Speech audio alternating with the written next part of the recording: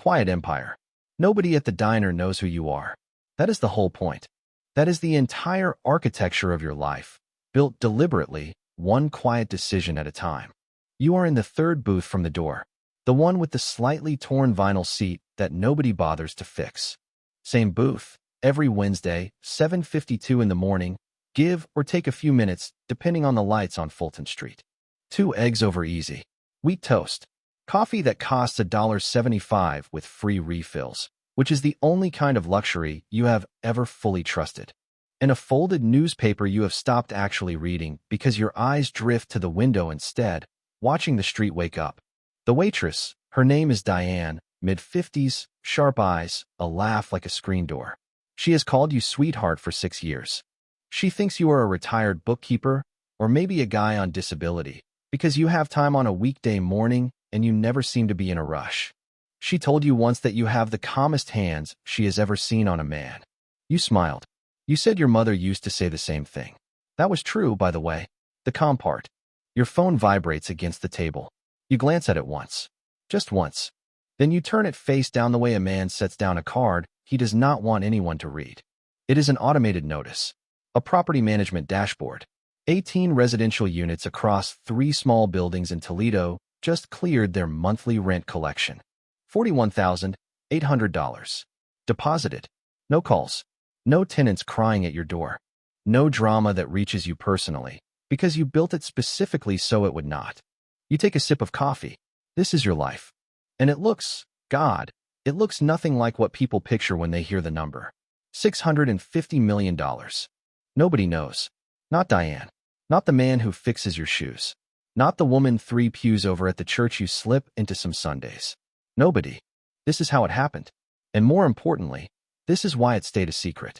It started 14 years ago with a coin-operated air machine outside a gas station. The kind you put quarters into to fill your tires. Which is, admittedly, not the origin story anyone wants to hear at a dinner party. There was no garage in California. No genius roommate. No moment of destiny. There was a Tuesday, and a gas station off Route 20, and a busted air machine with a handwritten out-of-order sign taped to it in faded marker. You were 27. You were working the parts counter at an auto supply store, making just enough to feel like you were standing still while the world moved past you. You were not depressed exactly. You were flat. The kind of flat where you can smile at customers and total the register and drive home and not remember a single thing about the drive. You stood there at that air machine with $2 flat in your pocket, and you got, of all things, curious. You went inside and asked the kid behind the counter how long the machine had been broken. He shrugged. Months, maybe. You asked who owned it. He had no idea. Some company. They never came around. So you did something small. You found out who owned it. It took 3 phone calls and a lot of being put on hold. The company was based 2 states away, and they had 40 machines scattered across the region that they could barely service. Because gas stations do not generate enough per machine for a big operator to care. That phrase lodged in your brain and never left. Not big enough for them to care. You did math that night. Standing in your kitchen, a frozen dinner spinning in the microwave, doing math on the back of a receipt. If a machine took in even $40 a week in quarters, and the maintenance was a tank of air and the occasional part, then the margins were absurd. Boring, ugly, beautiful margins. You called that company. You offered to buy 6 of their worst-performing machines for almost nothing, because to them they were a headache. They sold them to you the way you would hand off an old couch. Glad to be rid of it. You drove to each one. You fixed them with parts you got at cost from your own job. You renegotiated the placement deals with the gas station owners yourself, in person, shaking hands in cramped back offices that smelled like motor oil and burnt coffee. 20% of the take to them. The rest to you. The first month, after every cost, you cleared $290. $290 in quarters that you counted on your living room floor at midnight. You remember sitting there on that floor, surrounded by little stacks of silver, and thinking, is this insane? This feels insane. A grown man counting quarters on the carpet. But you reinvested it. Every cent 6 machines became 14 by month 5. 14 became 30 by the end of the first year. You were still clocking in at the parts counter. You told no one. Not your coworkers. Not your brother. Definitely not your mother. Who would have looked at you with that soft, worried face and said, baby, That is not a real job. When are you going to settle down? By year 2, you added vending machines to the mix. Snacks and drinks in the break rooms of small factories that the big vending companies had written off. Same logic. Same boring, ugly, beautiful math. By year 3, you had 110 machines of various kinds, and one part-time helper named Luis who thought you were just a guy with an unusual hobby and a reliable handshake. Monthly profit by then, $9,000 for $100. Boring. Completely, totally, magnificently boring. And that was the day you understood the first thing nobody tells you. Here is the thing nobody tells you about real money. It does not come from the thing that shines. The shiny thing has 1,000 people fighting over it, all of them smart, all of them hungry, all of them louder than you. The boring thing has nobody. The boring thing sits in the corner being ignored while everyone sprints toward the noise. Quarters in an air machine. Snacks in a break room. The unglamorous, the overlooked, the too small to bother with. That is where the quiet money lies. It does not fail dramatically. It does not trend. Nobody writes an article about a vending route. It just sits there, month after month, making money while the world looks the other way. You learn to love being looked past. You learn that invisibility was not an insult. It was an advantage that almost nobody knew how to use. The car is a 2017 Toyota Camry. Silver. 91,000 miles on it. There is a small dent in the rear bumper from a shopping cart in a grocery store parking lot 4 years ago that you have never bothered to fix. Because, honestly, who is the dent for? When men at the few networking events you attend ask what you drive, and you say Camry, you can watch it happen in real time. The small mental subtraction. The quiet downgrade of how seriously they take you. That downgrade is the most valuable thing you own. When people decide you are ordinary, they relax. They stop performing. They tell you what they actually think, what they actually need, what they are actually afraid of. A man in a luxury car gets a sales pitch. A man in a 9-year-old Camry gets the truth. You have closed deals worth more than most people earn in a decade precisely because the person across the table thought they were dealing with someone small. The apartment is 2 bedrooms in a clean, unremarkable building on a street lined with maple trees that turn a violent orange every October. You own the building. You have owned it for 7 years. But you live in Unit 3C, and the name on the mailbox is the same plain name as every other mailbox in the row. Mr. Alvarez in 1B is a retired postal worker who waters the shared flower bed nobody asked him to water.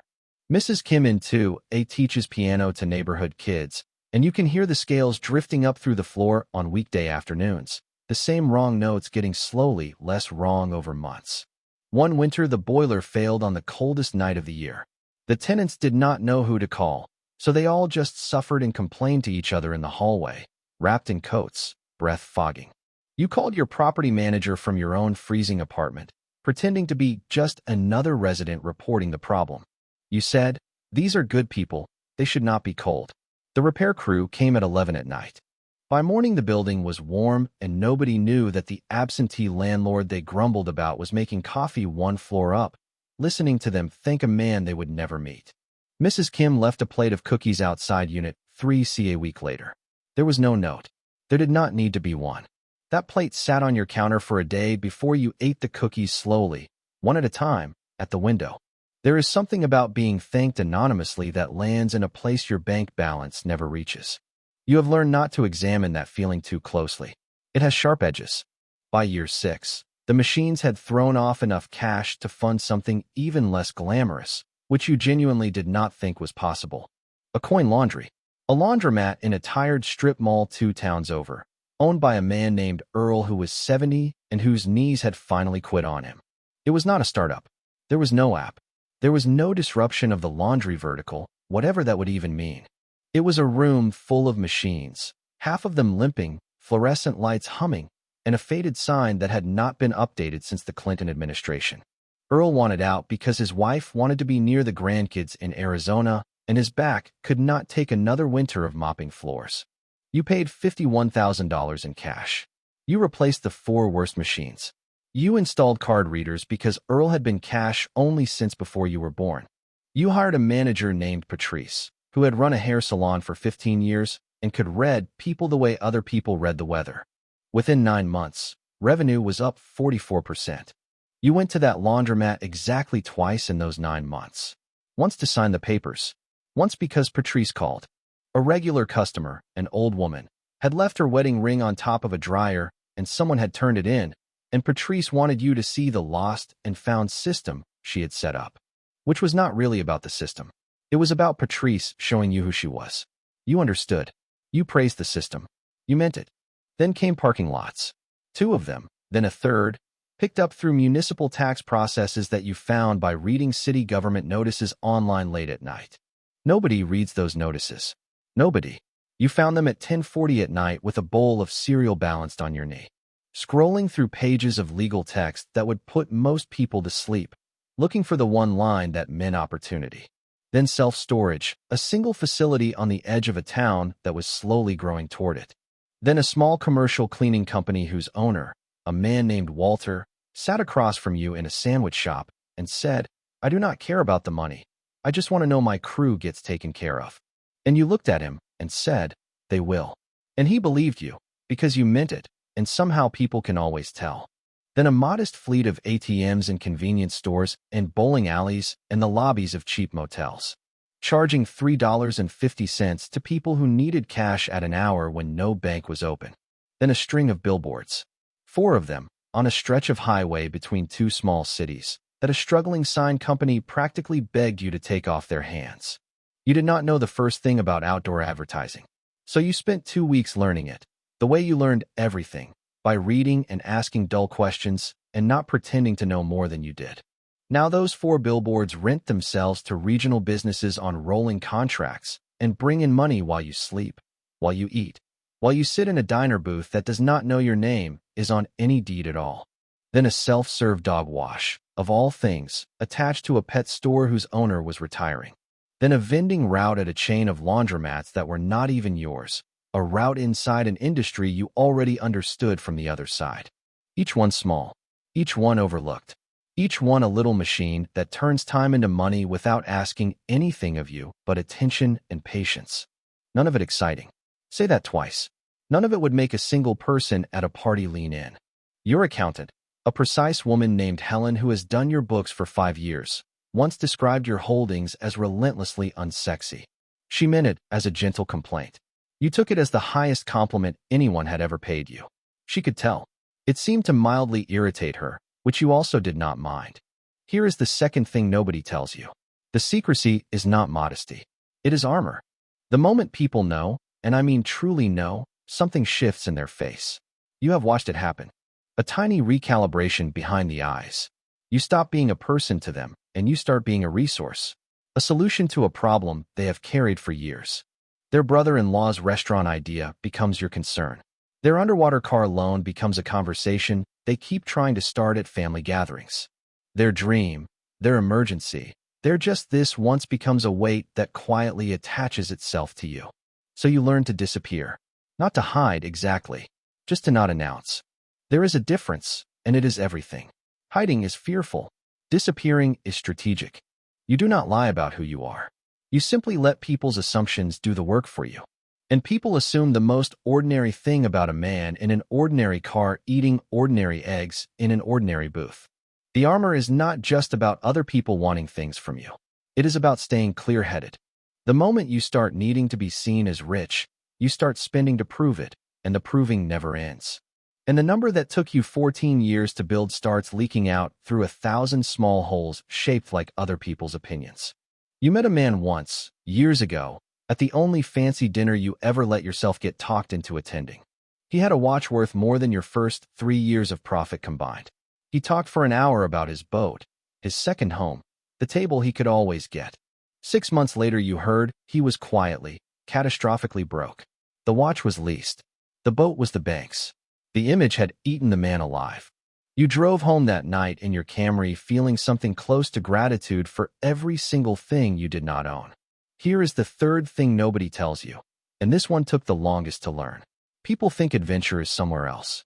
A beach with white sand. A jet with your initials on it. A restaurant where the menu has no prices because if you have to ask, you cannot afford it. That is not the thing. That was never the thing. The real adventure, the actual electric charge of it, is finding something broken that everyone else walked past. There is a feeling, right before you commit to a distressed asset, that is almost physical. The noise in your head goes quiet. The world narrows to a single point. Your breathing slows. It is the closest thing to peace you have ever found. And you find it not on a beach, but in the parking lot of a failing car wash, or in the back office of a dying business, or in the cold blue light of city tax records at midnight. You feel it right now. Across the street from the diner, there is a small 2-bay self-serve car wash that has had a closed for maintenance sign in the window for 5 months. The kind of sign that starts as a promise and slowly becomes a confession. You noticed it 7 weeks ago. You have walked past it 11 times. You ran the property records on your phone while waiting for a prescription one afternoon. The owner is 73. He moved to be near his daughter after a fall last spring and has not been back.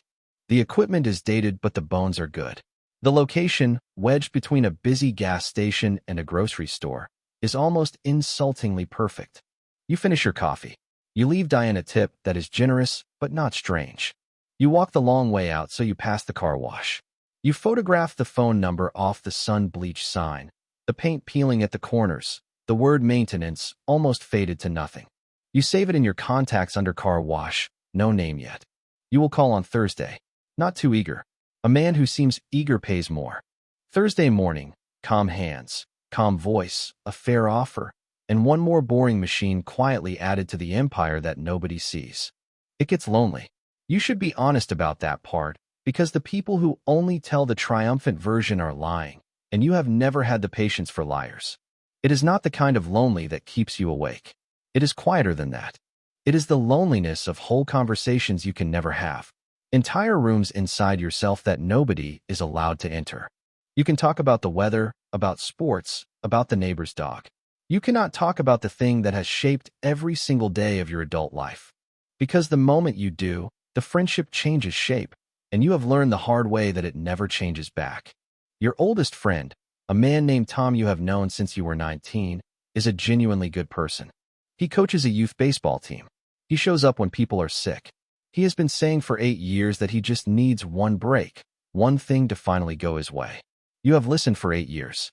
You know, with a certainty that sits heavy in your chest, that you could erase every financial worry he has ever had with a transfer that would take you 90 seconds. And that you would not even feel. You do not make the transfer. And that is not cruelty. You need people to understand that it is not cruelty.